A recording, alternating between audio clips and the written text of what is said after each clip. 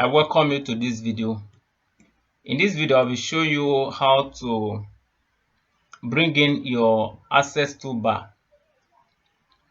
Now, this is a new Revit I've just installed on my system, and you can see there is no save icon, no save, no undo icon, and all of those icons that we normally see somewhere here.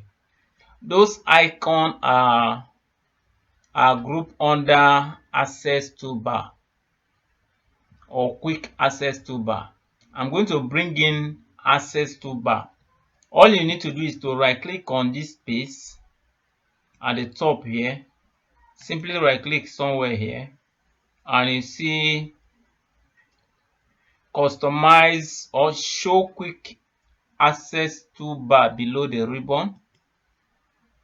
Okay, and the moment I click on that, you see that icon has shown now.